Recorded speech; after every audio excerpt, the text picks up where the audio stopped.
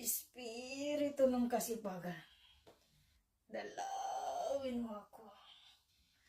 Espiritu ng kasipagan, dalawin mo ako. Dahil tamad ako maglinis.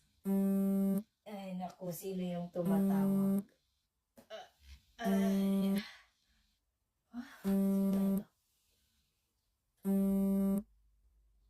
Wala, may tumatawag sa atin.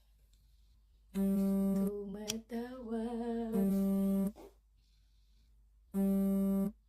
Diba? Espiritu ng kasipagan, dalawin mo ako.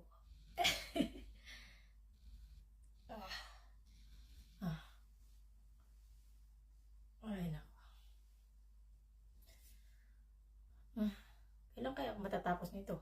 Kung hindi ako tatayo. Nabusog kasi ako. Kaya, yan ang bilbil ko. Magpakita.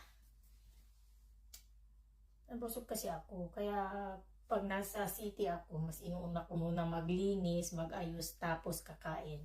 Pero dito sa probinsya, hunain mo muna magluto, magpakain.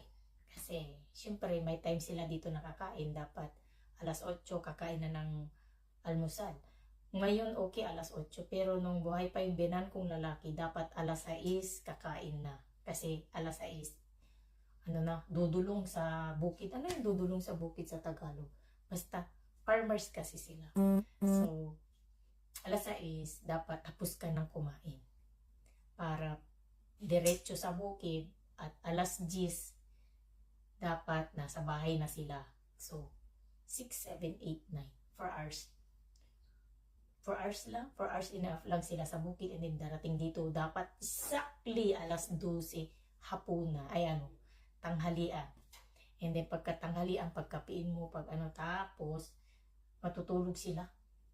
Magpapahinga, ewan. Yun ang gagawin nila na ulit. Alas 4, pupunta na naman sila sa bukid. Tapos alas 6 ng gabi, hapon na, yun.